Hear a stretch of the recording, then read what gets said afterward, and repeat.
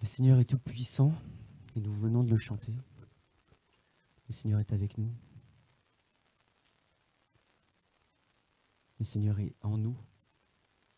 Et parfois le Seigneur est sur nous. Et c'est là où se dégage la puissance. La puissance manifeste de Jésus-Christ sur nous. Amen, amen. Amen. Prenez place. On va partager la parole rapidement. Vous savez, le Saint-Esprit opère tantôt d'une manière, tantôt d'une autre. Et on partage la parole. Maintenant que les cœurs sont bien attentifs.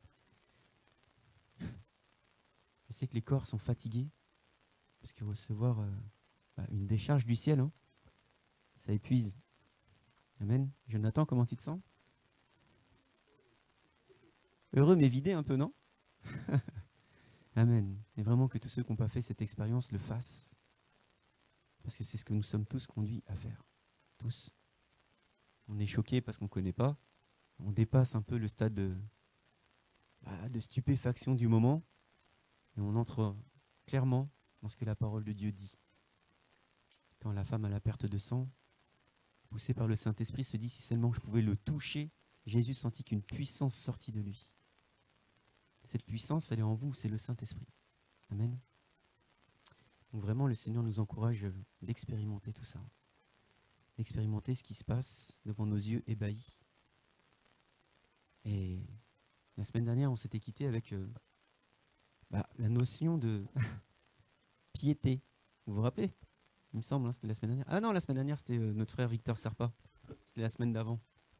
La semaine d'avant, on s'était quitté avec la notion de piété qu'on confond souvent avec pitié, qui n'a rien à voir. On est d'accord? Piété étant une démonstration de... Ok, personne n'a écouté. Une démonstration de foi, gloire à Jésus. Effectivement, la démonstration de foi, c'est exactement ce qui vient de se passer aujourd'hui. Par la foi, je reçois. Et par la foi, je donne. Vous voyez? Amen. Donc on s'était quitté là-dessus. Et on va lire aujourd'hui un verset qui est un peu compliqué. Du coup, je ne vais pas prendre beaucoup de temps parce que je tourne aussi et vous êtes fatigués. Vous êtes fatigués et on rentre quelque part un peu dans les complexités de la parole de Dieu. Pour autant, c'est nécessaire, c'est utile. Parce que la transformation s'opère dans la présence de Dieu et dans la parole de Dieu. La présence de Dieu seule ne suffit pas à faire la transformation. Si vous regardez la parole de Dieu, plein de personnes, c'est là où j'encourage les gens à s'accrocher à l'église locale. Je rigole parce que je vois une espèce de bonbon tic-tac là. En fait, il n'y a aucune raison qu'il y ait un bonbon tic-tac là. Vous voyez? D'ailleurs, si je prends une photo là, je me dis tiens, il y a un bonbon tic-tac, vous voyez? Mais en fin de compte, à part s'il y a une personne qui est complètement... Pareil. S'il n'y a pas une personne qui est complètement vautrée là par terre, en plein milieu, vous voyez, à côté de la chair, il n'y a aucune raison qu'il y ait un bonbon qui sorte d'une poche qui se trouve là, vous voyez. Voilà, donc ça c'est vraiment un exercice de piété, démonstration de foi. Je disais, j'encourage tous ceux et celles qui ont reçu une guérison dans la présence de Dieu, de s'accrocher à la parole de Dieu. Parce que la parole de Dieu est remplie de ça. Elle est remplie de personnes qui ont touché leur guérison, mais qui n'ont pas donné leur cœur à Dieu. Parce que le Seigneur ne veut pas te bénir, le Seigneur veut que tu l'aimes. Le Seigneur ne veut pas que tu touches une guérison. La guérison, elle est faite pour ouvrir ton cœur, afin enfin que ton cœur accepte le Seigneur. C'est ça l'objectif de toute guérison, c'est ça l'objectif de toute parole prophétique. C'est ça l'objectif de toute démonstration de puissance. Ça cache l'amour. Ça cache l'amour. Et comment ça se fait? Dites-le moi. Comment ça se fait que tu peux être guéri et en fait il t'arrive toujours des problèmes dans ta vie. Tu n'es jamais heureux, tu n'es jamais content, tu n'es jamais satisfait. Tu n'as pas le mari qu'il faut, tu n'as pas les enfants qu'il faut, tu n'as pas la maison qu'il faut, tu n'as pas le travail qu'il faut. Alors que tu as été guéri. Hein. Qui a une jambe plus courte que l'autre? Et moi. Vas-y, assieds-toi là. Hop, ça repousse.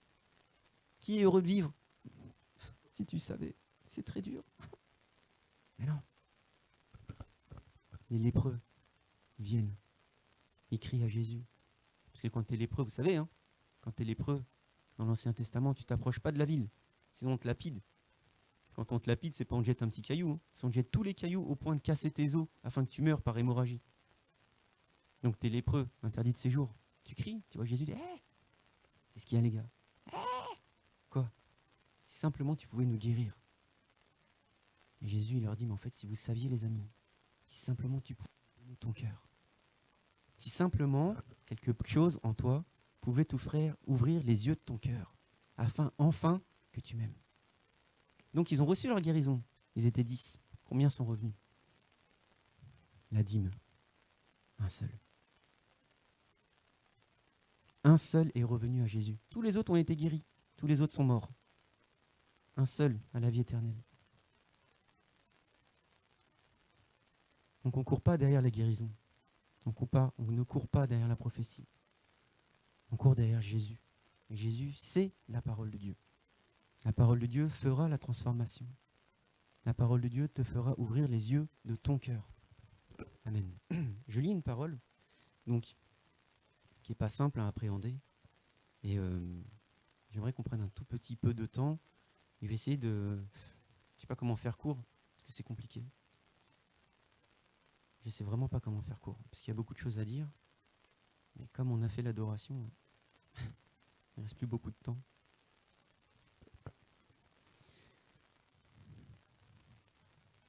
Il est question de mettre en avant la chair et l'esprit. Parce que malgré ce qu'on croit, nous sommes charnels. Non, mais nous sommes vraiment charnels. Non, mais c'est catastrophique à quel point nous sommes charnels. Tu crois que tu es spirituel? Et vraiment, considère-toi comme étant charnel. Parce que tu es loin d'être spirituel. Tu es hautement charnel. Vous voyez? Et le pire qui soit, c'est l'orgueil spirituel. C'est de croire que parce que tu te sens la capacité surnaturelle de faire des choses qui ne s'expliquent pas, de faire des choses qui ne peuvent que se vivre. Tu peux raconter ça demain au travail. Tu fais, hey, je me suis approché d'un gars, j'ai mis mes mains sur lui, j'ai soufflé dessus, le gars il est tombé. Waouh, qu'est-ce que tu es spirituel. Ouais, tu es surtout bien charnel. Parce que pourquoi tu dis ça?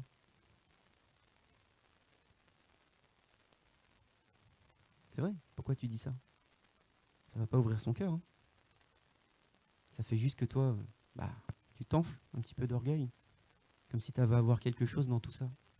Alors que pas du tout. Donc nous, nos orgueilleux spirituels, on les amène avec nous en Inde. On fait, regarde, hein, tu arrives à faire quelque chose dans la présence de Dieu. Tu as envie de prier, tu te sens l'envie, le besoin, wow, c'est un truc de fou et tout. Reçois. Et la personne, et va en Inde, fais ça. On te regarde. Vas-y, homme, femme spirituelle, vas-y. Tu as ouvert ta grande bouche, bien charnelle, hautement spirituelle. Vas-y, fais-nous ta démonstration de piété, de foi en Inde. Je te regarde. Parce qu'en Inde, c'est la folie. Une véritable folie. La musique est folle, les gens sont fous. La prédication est exagérée, tout du moins très religieuse. Donc quand tu viens et que tu crois que tu es hautement spirituel, et qu'on te donne le micro, et qu'on te dit bah tiens c'est ton tour, et qu'il ne se passe rien, toi qui es hautement spirituel, ça te fait redescendre un petit peu, parce que tu te rends compte que finalement tu es hautement charnel. Parce que le Saint-Esprit, tu en es à son bénéfice, mais manifester la gloire de Dieu, c'est autre chose, je vous assure. C'est vraiment compliqué. Donc, dans cette lutte de la chair contre l'esprit, qui est une lutte perpétuelle. Pourquoi je dis que c'est une lutte perpétuelle? Parce qu'au moment de l'enlèvement, il se passera quelque chose de surprenant. On va tous mourir, les gars. Et ouais, au moment de l'enlèvement, on va tous mourir. Avant de ressusciter. Ça se fera en infraction de seconde. Ça se fera très rapidement. On n'aura pas le temps de souffrir. Je dis on va mourir. Voilà, la parole de Dieu te dit, ils se sont endormis. Mais quand tu t'endors, c'est-à-dire quand tu meurs, tu bascules avec une âme sans limite. C'est ce qu'on avait en Éden, une âme sans limite. Une âme qui avait la compréhension de tout. Tu voyais un animal, tu lui donnes un nom. Tu comprends sa fonction, tu comprends tout. Tu comprends comment le monde est créé, tu comprends les astres, tu comprends tout. Et comme on a péché en Adam, tout le monde en Éden, par Adam, nous voilà extrêmement limités dans notre chair. Et le problème qu'on a, c'est que nous, on croit que la chair, c'est le corps. Et voilà. Ah non, mais moi je suis pas charnel, regarde, je jeûne. Regarde ma silhouette. Impeccable. Ah non, t'es charnel de fou même. Tu jeûnes, t'es fou. Mais non, mais regarde mon corps, il est parfait. Je fais des efforts surhumains pour avoir une chair parfaite.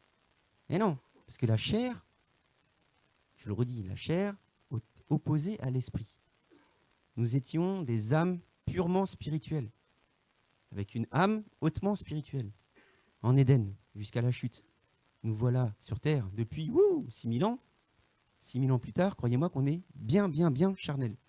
Tu reconnais Jésus-Christ dans ta vie, et hop, ton esprit animal, ta psyché, s'efface. Et tu reçois l'Esprit de Dieu dans ta vie. Mais ça ne change rien dans ta vie. Rien. Tu as reconnu Jésus, tu es toujours le même. Et le même, hein. Exactement le même. Peut-être tu ressens mieux la présence de Dieu, peut-être que des fois, tu rentres dans l'émotion, peut-être que des fois, tu rentres dans la sensation. Mais tout ça, bah, c'est charnel. C'est ton âme tournée vers ta chair. Parce que sensation et émotion sont charnel. Amen. Il y en a qui suivent. Et voilà. Donc tu cours derrière un Dieu pour ressentir quelque chose. Et il est là le problème. C'est que Jésus, ce n'est pas une sensation. Jésus, ce n'est pas une émotion.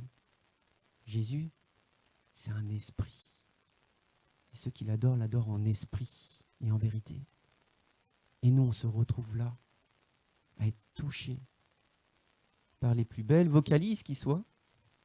Quatuor de choc, par exemple, aujourd'hui, qui touche les profondeurs de l'âme. Parce que derrière tout ça, il y a une onction qui dépasse l'entendement. C'est l'Esprit de Dieu.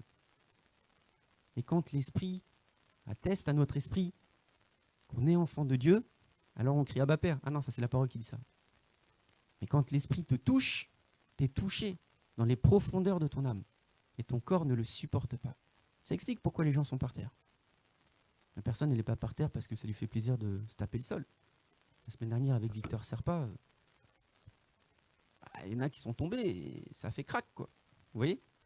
Je ne pense pas que ça fasse plaisir de faire crack dans son corps. Et pour autant, comme c'est spirituel, généralement, quand c'est dans l'esprit, il ne se passe rien. Vous voyez ? On claque le sol, comme on aime à dire. On claque le sol. Mais voilà, certains courent après des sensations, courent après des émotions, et ne véhiculent plus que des émotions et des sensations. Et c'est absolument pas ça. Donc notre corps est notre limitation. Mais en fait, ce n'est pas notre corps, notre limitation. C'est notre âme charnelle qui est notre limitation. Notre limitation, le fondement de notre limitation, c'est notre tentative d'expliquer les choses. Notre tentative d'essayer de comprendre ce qui se passe. Notre tentative de mettre un avis sur les vérités célestes. Et de dire, ça c'est bon, jugez. Ça c'est pas bon, ça vient de Dieu, ça vient de je sais pas d'où, etc., etc., etc. Et le Seigneur, il te dit, abdique. Chut, tais-toi. Accepte simplement que je suis Dieu. Alors nous on le chante. Tu es tout puissant Seigneur, oh, oh, oh, holy, tu es saint. Oh, oh, oh, holy, qu'est-ce que tu es saint. Oh, oh, oh, holy, je suis fatigué, j'ai faim. Ah, ça me fatigue un peu cette chanson-là. Vous voyez ? Donc au bout d'un moment, en fait, on n'est plus du tout spirituel, on est purement charnel. Et c'est ça tout le problème. Donc je lis pour vous. On est dans Romains 7. C'est compliqué parce qu'en fait, je ne vais pas avoir assez de temps, je le pense. Je vais essayer de la faire courte. Je vais m'appuyer sur les versets après. Mais Paul a vraiment la compréhension de ses limitations. Paul, qui est un apôtre, d'accord, qui a bien compris qu'il avait des limitations. D'ailleurs, un messager de l'ennemi est venu à plusieurs reprises lui dire, et lui il a crié à Jésus, il fait « Ah Jésus, si simplement tu pouvais le virer de chez moi là, parce que moi, je suis pas n'importe qui, je suis Paul quand même. » Vous voyez ? Jésus lui dit « Mais non, ma grâce seule te suffit. » Donc on en fait des chansons, il n'y a pas de souci. Ma grâce seule te suffit. Mais en fait, c'est pas comprendre, et c'est mal comprendre, je pense, que ces limitations sont la limitation de Paul. Et Paul en vient à dire, mais attendez les gars, moi j'en ai marre de cette chair. Je ne supporte plus cette chair. Parce qu'il a compris. Il a compris que ce problème qu'on a dans notre âme, c'est notre âme tournée vers notre chair. Et que quand on bascule un temps soit peu dans la présence de Dieu, c'est tellement insupportable que généralement, on bascule, quoi. Quand on en voit qui tremblent par terre pendant 3 minutes, ou des gens qui sont complètement en extase dans la présence de Dieu, c'est qu'ils sont partis, ils sont spirituels à ce moment-là. Et le problème qu'on a, c'est qu'on demeure quand même un peu sur terre. Donc Paul, il dit, hey, si simplement je pouvais basculer de l'autre côté une fois pour toutes, quoi. Parce que moi, de rester là, ça me fatigue. J'adore mon Dieu, en esprit et en vérité. Mais ma chair, elle me sert de rien. Jésus te dit, ta chair ne te sert de rien. Et c'est tellement vrai. Et nous, on fait des docteurs de la parole charnelle. Rien de spirituel, aucune révélation. C'est les mecs, à force de creuser, ils essaient de faire des associations de mots, etc. Ils font des associations de mots sur des mots traduits en français, donc il n'y a rien à associer. Hein. Et voilà, ils essaient de t'expliquer la vie parce qu'ils sont hautement intelligents, ça s'appelle des philosophes. C'est la pensée de Dieu. Ouais, ils essaient de comprendre la pensée de Dieu. Donc ils traduisent la pensée de Dieu, à leur façon, bien sûr. Mais ça reste des philosophes. Parce que la pensée de Dieu, elle est esprit. Et on a du mal à l'interpréter dans notre chair. Donc Paul en vient à dire, mais moi, les gars, que ce soit ici ou de l'autre côté, limite, je préférais que ce soit de l'autre côté, quoi. Parce que c'est compliqué pour moi de rester ici. Parce que j'ai compris la pensée de Dieu. Donc, si je lis un verset, au regard de ce qu'on vient de se dire, Paul dit, dans Romains 7, verset 14, « Nous savons en effet que la loi est spirituelle. » Eh oui, la loi, elle est spirituelle. Mais nous, on a appliqué la loi de façon tout à fait limitée, charnelle. On a pris au pied de la lettre, c'est le cas de le dire. Au pied de la lettre. Et il continue, « Mais moi, je suis charnel. » Mais c'est Paul qui parle. Et toi, tu viens, tu dis, bah, moi, je suis pas charnel, moi, je suis spirituel, t'inquiète et tout. Moi, le Saint-Esprit, il est avec moi, sur moi, en moi, je le promène partout. Moi, il se passe des trucs de malade. Mais Paul, il dit, mais moi, je suis charnel. Je dis, mais non, tu peux pas dire que moi, je suis charnel, moi, je suis pas charnel. Moi, je suis hautement spirituel, je prie matin, midi, soir, je lis la parole de Dieu, je suis affûté de fou, quoi. Mais Paul te dit, moi, je suis charnel. Vous voyez? Et c'est ça notre limitation. Et en fait, toute notre vie, on doit combattre contre cette chair. Toute notre vie, on doit combattre contre cette chair. Et il dit, Paul, je suis vendu au péché. C'est dur. Parce que ta chair, ton lien là, ton lien d'âme, en toi-même, tu es ton propre lien, tu es ta propre limitation, tu es ta propre nature charnelle. Même si on a récupéré ce que Satan nous avait volé, c'est-à-dire le Saint-Esprit, comme ton âme, elle est tout le temps orientée vers ta chair plutôt que de basculer dans la présence de Dieu, et que tu mets tous les efforts que tu peux pour que dès qu'il y a la présence de Dieu ou dès qu'il y a la parole de Dieu te fermer comme une huître, alors que tu laisses le monde rentrer jusque dans ta conscience. Tu te lèves la nuit, tu ne sais pas pourquoi, bam, tu prends ton téléphone. Pourquoi? Je ne sais pas, peut-être qu'il y a un nouveau truc sur YouTube. Un nouveau chaton. Et ouais. Donc tu laisses ça. Ça fait partie de ta vie. Mais dès qu'il y a la parole de Dieu, assoupissement. Dès qu'il y a la parole de Dieu, ah non, ça me fatigue, j'ai pensé à autre chose. Comment je vais faire cuire mes pâtes ce soir? Dès qu'il y a la parole de Dieu, ah mais mon enfant, qu'est-ce qui va devenir après-demain? Non, il y a la parole de Dieu, c'est le moment d'ouvrir ton cœur. Et c'est en cela qu'on est purement charnel. C'est en cela qu'on est purement limité. Parce qu'on ne laisse pas la parole de Dieu toucher notre cœur et faire ce qu'elle a à faire, c'est-à-dire grandir en nous. Donc Paul te dit, mais moi je suis charnel, je suis vendu au péché, car ce que j'accomplis, je ne le comprends pas. Donc tu fais des trucs, tu accomplis des trucs, mais tu ne saisis pas. Parce que tu ne peux pas expliquer ce qui se passe, puisque c'est hautement spirituel. La dernière fois, on avait un pasteur sur la notion de participative. Ah non, il est là-bas, mon tableau. Sur la notion de participative, on a un pasteur Saya, et il prend 3 âmes. Donc je vais prendre 3 âmes. Enfin, j'ai besoin de 3 âmes. Qui est-ce qui veut venir? 3. Comme vous êtes moins que 3, c'est compliqué pour moi d'en choisir 3, j'ai l'impression. Celui qui veut, vient. Amen. Amen. Donc on a une belle âme. Bienvenue.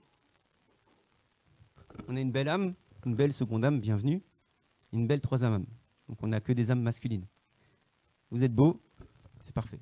Et donc pasteur Saya nous dit, mais vous savez qu'on est constitué d'un esprit Vous voulez... Non, mais viens. Mettez-vous par là. T'as un esprit, ok, d'une âme, ok, et d'un corps, ok. Esprit, âme et corps. Donc les gens se disent ah ouais, j'avais jamais vu ça, j'avais jamais compris ça, c'est un truc de fou et tout. Heureusement qu'il est venu. Ah bon, on en est à ce niveau-là, c'est chaud quand même. Bref. Et c'est bien expliqué. Vraiment, c'est bien expliqué. Là, on voit visuellement esprit, âme et corps. Donc l'esprit qu'on avait avant, c'est l'esprit qu'on reçoit, qui lie l'âme au corps. C'est ce qui fait que tu vis. Parce que si tu n'as pas d'esprit, on dit il a rendu l'esprit, bah t'es mort, quoi. Bah, c'est simple. Sauf que quand tu n'as pas reconnu Jésus-Christ, l'esprit que tu as, c'est un esprit animal. La parole de Dieu est très claire là-dessus. Tu as un esprit animal. Tu peux faire ce que tu fais, tu peux penser ce que tu fais, tu peux croire que tu es le plus intelligent des plus intelligents, il n'y a aucun souci. Mais tu ne rencontreras pas Jésus, puisque de tout ton vivant, tu n'as jamais reconnu Jésus comme étant Dieu. Mais tu peux être, je sais pas, je vais donner un nom histoire d'eux, tu peux être Elon Musk, multimilliardaire, envoyer des trucs sur la NASA, faire réatterrir un truc, il n'y a aucun souci. Mais tant que tu n'as pas Jésus, tu ne comprends pas pourquoi, tu as angoissé la nuit, tu stresses, tu te botoxes la tête, etc. Des gros délires, quoi. Okay, parce que ton esprit, c'est un esprit animal. Donc comment faire pour gagner plus, comment faire pour avoir plus de bébés, comment faire pour séduire, comment faire pour le pouvoir. Ok, Jésus n'est pas dans l'affaire. Clairement, Jésus n'est pas dans l'affaire. Donc on explique ça, tu as un bel esprit. C'est normal parce que tu as reconnu Jésus, donc c'est l'esprit de Dieu. Bravo Tino. Bon, tu as une belle âme, sauf que ton âme, elle est extrêmement torturée. Elle est extrêmement torturée. Et ton corps, qui n'est qu'un... Bon, désolé de notre magnifique diacre Michel, c'est juste un amas, d'accord, de composants qui fait que tu marches, tu respires, tu sens, etc. Oui. Voilà, c'est bien ordonné, hein, il est beau, hein, on a un beau corps, il n'y a pas de souci. Hein. Mais bon, ton cœur ne sert qu'à battre, okay, pour que ton sang puisse aller circuler jusqu'à ton bout de doigt de pied. Quoi. Nous, on croit qu'on a le cœur Jésus. Non, non, le cœur, c'est le centre de ton âme. Ça n'a rien à voir avec ton cœur. Le corps du cœur, le cœur du corps, tu peux le remplacer par un cœur de cochon, ça marche. Ça marche. Ça marche très bien même, c'est ce qu'ils font. Expert animalier. Amen ou pas? Voilà. Expert de chirurgie plastique profonde. Ok. Et donc, à la différence de ce qu'on a expliqué jusque-là, il faut que mon esprit se tourne vers moi. Voilà. Tourne-toi bien. Voilà. Et que mon âme se tourne bien dans l'autre sens. Et voilà exactement comment on est. Bravo. Voilà à quoi vous ressemblez. Donc vous avez un superbe corps affûté. Vous faites tous les efforts. Taillage de coupe de cheveux. Amen. Ok. Tenue vestimentaire idéale, assortie, ton sur ton. Aucun problème. Pourquoi? Parce que ton âme n'a toujours regardé qu'à ton corps. Toute ta vie. Donc ton paraître prime. Ton paraître prime. Tout ce que tu fais, tu le fais par ce que tu vois, ce que tu sens, ce que tu ressens, tes sensations, tes sentiments, tes émotions. Mais l'esprit, lui, jamais de la vie. No way. Hors de question. Pas possible. Donc, l'âme, l'esprit sont opposés deux à deux. Ils sont opposés. Mais le jour où lui commence à basculer d'un tant soit peu, juste un tout petit peu, tu deviens spirituel. Ça reste jamais. Hein. Tu sors là. Tu prends ta voiture. Tu grilles le feu rouge. Un mec klaxonne. C'est reparti là. 100 000% dans cette direction-là. Nom d'oiseau, tête à queue, je vais t'attraper, je vais t'étriper. Eh oui, bien sûr, parce qu'on est charnel. Mais la parole de Dieu, c'est pareil. Tu lis ta parole de Dieu. Tu crois que tu comprends. Et Paul te dit, j'ai accompli ce que je ne comprends pas. Parce que quand tu essayes de comprendre, c'est ta mécanique charnelle tournée vers ton corps qui marche. Quand tu acceptes de comprendre qu'il n'y a rien à comprendre, que ça dépasse l'entendement, boum, tu deviens spirituel. Mais personne ne fait ça. Personne ne fait ça. Personne n'accepte simplement. Donc moi, je te le redis, démontre-moi que 1 et 1 font 2. On te l'a appris, non? 1 et 1, ça fait 2. Oh, 1 et 1, ça fait 2, je ne vais pas te l'expliquer. Démontre-moi que Jésus est Dieu. Jésus est Dieu, je ne vais pas te l'expliquer. Ah non, c'est beaucoup plus complexe que ça. Tu vois, il y a un mec, il est venu il y a 2000 ans, etc. Machin. Tu essaies de justifier. Mais non, tu n'as rien à comprendre. Jésus est là depuis le commencement. Alpha, Oméga. C'est trop beau. Jésus est là depuis le commencement. Et l'éternité, de ton éternité, ça ne consiste pas à regarder dans le futur, c'est également dans le passé. C'est un truc de dingue. Tu étais connu avant même que tu sois dans le sein de ta mère. Ça dépasse l'entendement. Mais toi, tu essaies de le raisonner. Donc tu dis, oh, oui, simplement je peux rentrer dans le plan parfait de Jésus, donc ton âme tournée vers ton corps. Si simplement je peux rentrer dans le plan parfait de Jésus, j'aurai le million, j'aurai des enfants, un labrador, une voiture, un stade. Ça sert à quoi ça? Mais ça sert à quoi? Parce que la volonté de Dieu dans ta vie, c'est que tu fasses resplendir la gloire de Dieu. C'est ça la piété. Mais nous, on ne comprend tellement pas ça. On est tellement orienté de ce côté-là. On est tellement orienté, ô combien même nous sommes chrétiens, et même en capacité de manifester la gloire de Dieu, ça ne perdure pas. C'est juste un instant dans toute ta vie. Et notre objectif à nous, c'est justement de faire en sorte que notre âme tourne vers le Saint-Esprit. Et quand le Saint-Esprit guide ta vie, on se dit, ouais, c'est beau. Là, on est une âme réactive. Et quand le Saint-Esprit guide ta vie, eh ben, tu fais des choses que tu ne comprends pas. Tu fais des choses que tu ne peux pas expliquer. Tu fais des choses qui ne sont pas les choses que tu fais, puisque ce n'est pas toi qui le fais, c'est Jésus en toi qui fait. Et là, ça dépasse l'entendement. Et c'est magnifique. Merci. Merci beaucoup. Amen. Quelle belle démonstration. Et ensuite, Paul en vient à dire, et c'est exactement ce qu'on vient de démontrer à l'instant, et c'est puissant. Ce que je veux, je ne le pratique pas. Ce que moi je veux, je ne le fais pas. Je ne fais pas ce que je veux en fait. J'aimerais faire quelque chose, j'aimerais être doux, agréable et parfait. Mais pour autant, me voilà en train de faire cuire mon steak un peu trop longtemps, c'est un morceau de carbone, mes enfants ils crient, ah vas-y c'est bon, bouffe-le. C'est quoi ton problème? Non mais en fait, ce que je voulais, en fait je le fais pas quoi. Et pourtant je voulais vraiment faire un truc parfait quoi, voilà. Mais en fait non. Et ensuite il dit, mais ce que je hais, haïr, ce que je hais, voilà ce que je fais. Tout chrétien doit haïr son âme. Tout chrétien, je parle de chrétien, petit Christ, petit ouin, pas ouin, je pleure, non, ouin, c'est-à-dire rempli de l'onction du Saint-Esprit sur lui. Tout chrétien doit haïr son âme charnelle. Et Jésus déteste tellement ta chair que tu mourras avant d'être enlevé.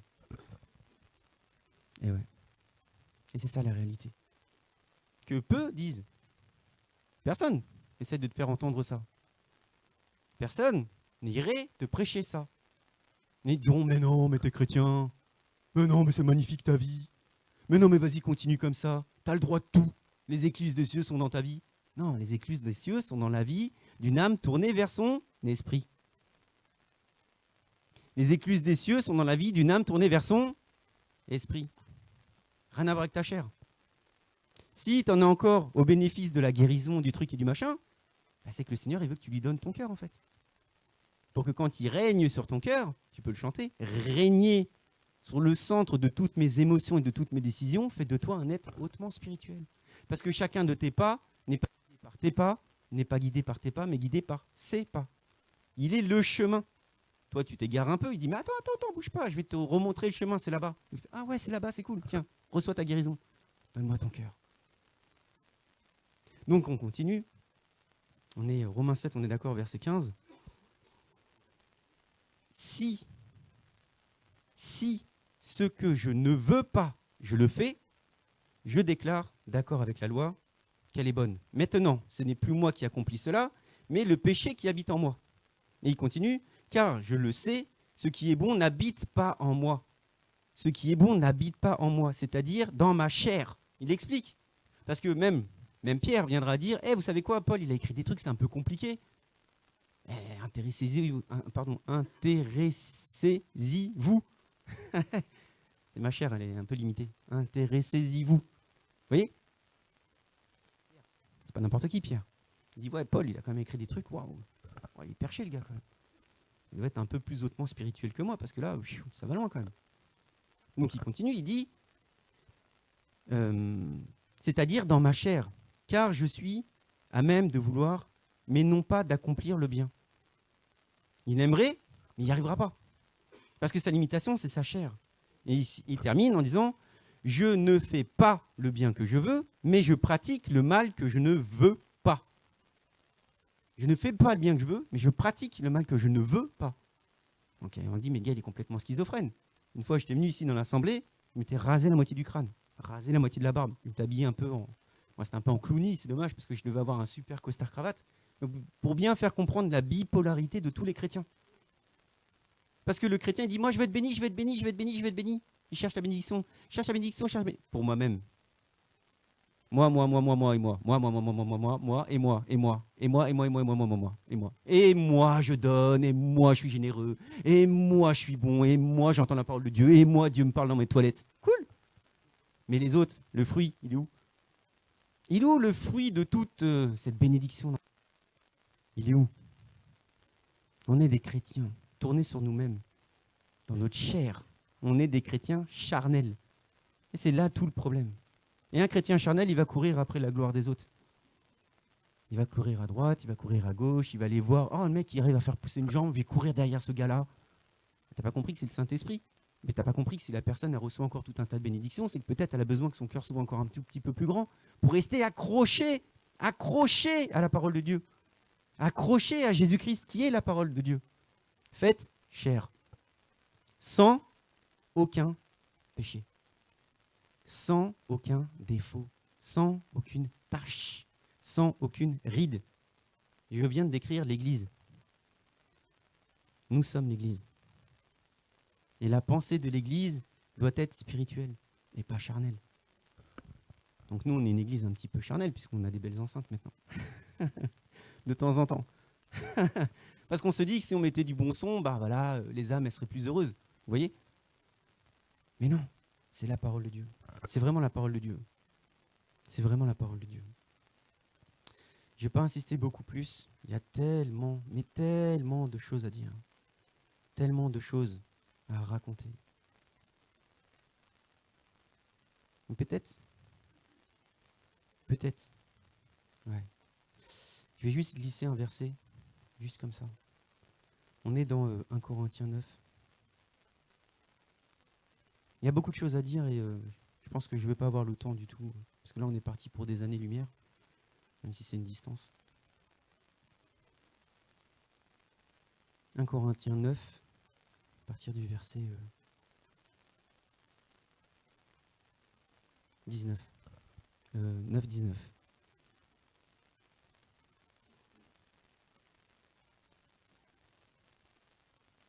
Du moins un tout petit peu plus haut.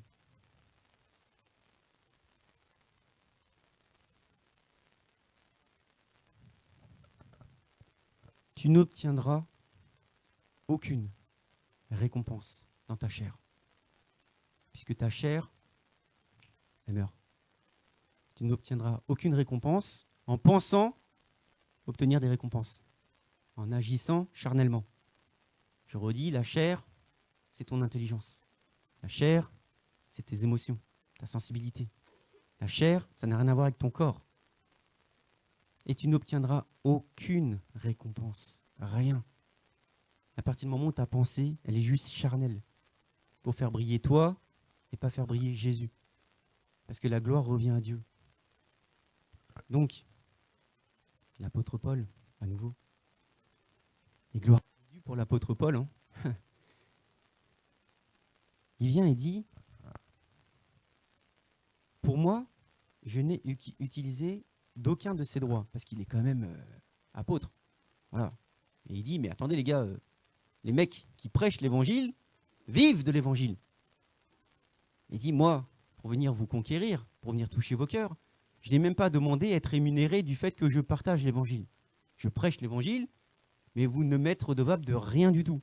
Même si, d'autres fois dans la parole de Dieu, on dit que celui qui est nourri fasse participer de tous ses biens celui qui l'a nourri.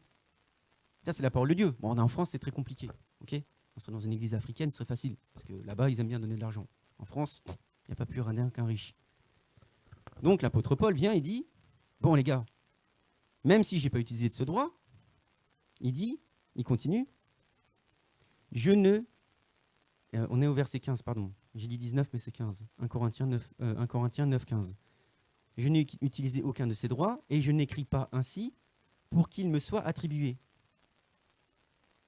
Donc il dit, bon, moi, ce que je dis, c'est un peu compliqué, les gars, mais j'écris pas pour que ce soit pour moi. Et il insiste en disant, car j'aimerais mieux mourir. Carrément. Paul, tu vas loin quand même. Ah ouais. Il dit, car j'aimerais mieux mourir, d'accord? personne ne m'enlèvera ce sujet de gloire. Parce que lui, il fait gratuitement. Il n'y a pas de pensée charnelle. C'est hautement spirituel. Son gain, il est dans les âmes. Son gain, il n'est pas dans sa richesse personnelle. Son gain, il est dans le fait de satisfaire l'œuvre de Dieu. Il n'est pas du tout dans le fait de faire un plan sur la comète pour avoir la plus grande église, etc., etc. Pas du tout. Évangéliser n'est pas pour moi un sujet de gloire, car la nécessité m'en est imposée. Malheur à moi si je n'évangélise. Paul se condamne lui-même. Mais lui dit, moi, ça m'est imposé. Je suis l'apôtre de l'évangélisation, de la grâce, l'évangile de Jésus-Christ. Malheur à moi si je n'évangélise. C'est-à-dire que si je n'évangélise pas, je fais quoi ? Je marche par la chair. Si je n'évangélise pas, si je ne gagne pas des âmes, si je ne vide pas les enfers pour remplir le ciel, je redeviens charnel. Ça y est, ma pensée, elle est tout autre que celle du Seigneur. Parce que le Seigneur, il a toujours été dans la multiplication des âmes, tournées vers lui. Toujours. La pensée bonne, agréable et parfaite. Elle ne concerne que les autres que nous, les âmes perdues. Et il continue, si je le fais de bon gré, j'en ai la récompense. Mais si je le fais malgré moi, c'est une charge qui m'est confiée. Je le redis, si je le fais de bon gré, j'en aurai la récompense. Tout ce que tu fais par ta chair, tu n'obtiendras rien. Rien. Rien. Rien. C'est moche, mais c'est la vérité. Donc tu vas pouvoir briller sur terre et obtenir ta récompense sur terre. Parce que voilà, tu habiteras dans ta superbe maison, avec ta superbe épouse, ton superbe garage rempli d'une superbe voiture, avec un super tapis de moquette. Très bien. Mais tout ça, là, tu n'obtiendras rien là-haut. Et il continue. Quelle est donc ma récompense ? Et il rajoute, c'est en évangélisant, d'annoncer gratuitement l'évangile, sans user du droit que l'évangile me donne. Pour lui, sa récompense, c'est vraiment de partager la bonne parole, sans profiter du gain qui devrait lui revenir. Lui, il est vraiment zélé. Et il te dit, les gars, soyez mes imitateurs. Arrêtez un peu vos pensées là, soyez comme moi. T'es comment toi ? Moi j'évangélise, gratuit. C'est-à-dire j'évangélise, je monte des églises, mais en plus je travaille. Pour éviter que tout l'argent du coffre il serve à moi. Non, l'argent du coffre il sert à la prochaine évangélisation. L'argent du coffre il sert à la prochaine mission, pas les missionnaires. Pas les missionnaires. Amen. Bon, je ne cherche pas à vous encombrer l'esprit. Au contraire, cherchez à vous vider l'esprit de pensées charnelles pour que vous preniez en compte et en considération. Et si vous réfléchissez bien juste un instant, vous verrez que toutes vos pensées sont tournées sur vous-même. C'est moche à dire, mais c'est tellement vrai. Moi, j'ai souffert. Moi, je souffre encore. Mais moi, je ne veux plus souffrir. Jésus, viens-moi en aide. Mais Jésus, il a déjà tout fait en sorte que tu ne souffres plus depuis longtemps. C'est juste que tu marches un peu parce que tu vois et non pas par la foi. C'est ce que te dit Paul. Tu marches par la vue et pas par la foi. Et quand tu marches par la vue, ton cœur désire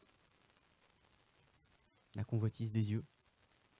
Et quand tu marches par la convoitise des yeux, c'est là où tu es tenté de commettre le péché qui ruinera toutes tes avancées spirituelles.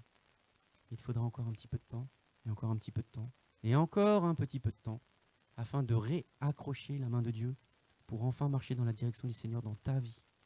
Ce plan merveilleux qu'il avait déjà prévu d'avance pour toi, qui ne consiste pas à être une star, mais qui consiste à faire en sorte que lui soit la star.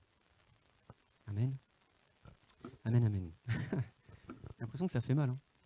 Vous n'allez pas avoir mal. Ça, c'est le combat de tous. Tous. Donc tu peux regarder ton voisin et tu dis, écoute, bienvenue dans le combat. Tu peux regarder tous ceux qui t'entourent et tu dis, écoute, on est dans le même bateau, les gars. Dans le même bateau. Le même bateau. Et les pensées de la chair sont la domination du diable. C'est pour ça que le Seigneur te dit, résiste. Il ne te dit pas résiste à base de comme on voit, ouais, Satan, t'as aucun pouvoir dans ma vie, et blablabla, et tout ton gros délire, parce que tu as vu qu'il y avait quelqu'un qui priait comme ça sur Internet, tu as dit, ça fait trop bien, je vais faire ça et tout, je vais monter des hôtels dans ma maison, Satan n'aura pas le droit de séjour. Non, attends, Ça a déjà été vaincu en Jésus-Christ, ça. Mais comme toi, tu marches par la chair, tu es là en train de t'époumoner, t'égosiller dans ton salon, dans ta chambre, où tu veux. Tu parles à des démons que tu vois pas. Tu parles jamais à Jésus, hein. Mais tu es... Tu fais calme-toi, calme-toi, calme-toi. Calme-toi, il n'y a rien de spirituel dans tout ce que tu fais. Même Jésus, il fait... Sérieusement. Non mais franchement, les gars, vous êtes sérieux? J'ai fait tout ça pour ça? L'autre, il crie, et la femme, elle crie. Mais allez, calme-toi. Et donc, le Seigneur, il te dit, résiste. Résiste à quoi? Résiste à la pensée de ta chair. Et loin de toi, il fuira. Tu résistes un tant soit peu à cette fixette que tu t'es mis un instant dans ta tête. Tu résistes, tu dis, ça c'est une pensée charnelle, je n'en veux pas. Saint-Esprit, viens-moi en aide. Ouvre mes yeux spirituels, je ne veux pas. Je résiste, je me positionne. Mon âme, elle est tournée comme ça. Non, je tourne mon âme vers ton esprit, Jésus, et je marche dans ton esprit. Et ça fuit, loin, loin, très loin, très très loin. Ton seul ennemi, c'est toi-même. Ton seul ennemi, c'est ton âme charnelle. Et toute ta vie, tu auras à combattre cette âme. Et ça revient vite. C'est pour ça que le Seigneur te dit, on doit se laver les pieds. Ah. Et on se lave les pieds avec l'eau de la parole. Parce que tant que tu ne lis pas la parole de Dieu, t'as beau être chrétien, t'as jamais lu la parole de Dieu, c'est bizarre. T'as beau être chrétien, aller à l'église, c'est une contrainte. C'est bizarre. Donc quoi, quand tu évangélises, pour peu que tu évangélises, à savoir que tu n'as peut-être même jamais évangélisé, c'est bizarre aussi. Et tu rencontres des gars qui disent « mais moi je suis chrétien. Moi, je suis un chrétien, mais non pratiquant. » Mais qu'est-ce que tu racontes? T'es pas chrétien, mec. T'es paumé. T'adhères au club. Et il n'y a pas de club. Ouais, moi je suis chrétien, non pratiquant. Mais non pratiquant, ça veut dire quoi? Tu parles pas à Jésus, la communion fraternelle n'existe pas, tu prends pas la Sainte Seine. Tu parles à des démons quand on t'attaque la nuit, c'est ça l'idée? 3h du mat, le réveil, qu'est-ce qui se passe et tout, c'est encore Satan qui m'attaque la nuit parce que j'ai entendu une fois dans la séduction de l'homme qu'à 3h du mat, le Satan il s'attaque à tous les gens. 3h du mat en France, 3h du mat en Allemagne, 3h du mat en Inde, 3h du mat à chaque fois. Et toi, t'es séduit par ça, tu fais ouais, moi je suis chrétien, je combats et tout, mais moi par contre l'église, non, ça m'intéresse pas ce qu'ils disent. Amen. Donc voilà. Donc ça dénote un chrétien qui n'a pas de moment de communion, un chrétien qui marche par la chair, un chrétien qui paraît chrétien. Et Jésus te dit, nettoie d'ailleurs l'intérieur de ta coupe. On ne doit pas le voir, hein, c'est l'intérieur. C'est le basculement de ton âme vers ton esprit. Parce que Jésus, je vous rappelle, juste comme ça, Jésus déteste les pharisiens. Non, Jésus est amour, Jésus c'est un bisounours, il aime tout le monde. Non, Jésus déteste les pharisiens. Il déteste ceux qui ont l'apparence de la piété. Ceux qui prient devant tout le monde. Ceux qui font croire qu'ils appliquent la loi. Ceux qui sont des bons donneurs de conseils. Laisse les conseils au Seigneur. Jésus guide ton âme. Il est le sauveur de ton âme. Et plutôt que d'avoir à attendre de basculer de l'autre côté pour marcher enfin de manière spirituelle, parce que tu ne seras plus que esprit, profite pleinement sur terre de cette bénédiction du ciel qui est de marcher selon le Saint-Esprit sur terre. Et tu obtiendras tout un tas de récompenses. Amen. Amen. Ça motive les troupes. Amen. Il y a un combat là dans la chair, là, ça y est. Amen. Amen, amen. Mais écoutez, merci. Merci beaucoup. On a passé un moment fabuleux dans la présence de Dieu. Et je le redis, ce combat, cette présence de Dieu n'est faite que pour faire basculer ton âme vers son esprit. Et tu dois vivre des instants du Saint-Esprit, des instants de la puissance manifeste de Dieu sur tes épaules, tout le temps, le plus souvent possible. Sinon, c'est que tu es en train de te refroidir doucement, jusqu'à ce que l'huile sèche, l'onction du Saint-Esprit sèche, et tu viens tout raide. Et quand tu es tout raide, tu es presque déjà mort, spirituellement. Par contre, dans le monde, tu brilles, il n'y a aucun souci. Tu plais à tout le monde, tu achètes comme tout le monde, tu vis comme tout le monde. Et voilà. Amen. Amen, amen. Et j'encourage tous ceux qui sont appelés au ministère à résister. À résister, mais fort. Parce qu'on a vite fait de sortir de l'état de petit enfant pour devenir très vite jeune homme, voire père. Parce que le Seigneur veut que vous soyez père et mère d'une multitude. Père et mère d'une multitude, pas dans la chair, dans l'esprit. Des parents spirituels d'une grande foule. Mais ça, c'est pas possible dans la chair. Si vous êtes ça dans la chair, vous aurez des enfants comme les enfants de ce monde. Des enfants pleurnichards, des enfants pourris gâtés, des enfants qui en voudront encore plus, des enfants qui vous renieront. Vous aurez des enfants qui estimeront que vous n'en avez jamais assez fait pour eux, jamais fait assez, pour eux. Des enfants qui iront à droite, à gauche. Vous aurez des enfants spirituels horribles. Mais quand vous basculez dans l'esprit, vous voyez clairement, vous avez le discernement des esprits. Vous voyez clairement le problème. Vous parlez avec franchise. Parce que l'esprit découpe l'âme et la chair. Il découpe l'âme et l'esprit dans la chair. Il découpe une parole, l'épée à double tranchant. Amen. Et vous êtes équipés en cela, vous êtes suréquipés en cela. C'est juste que parfois, l'âme charnelle prime, il faut la faire taire. Et parce que tu résistes, alors ça s'éteint. Amen. Amen, amen.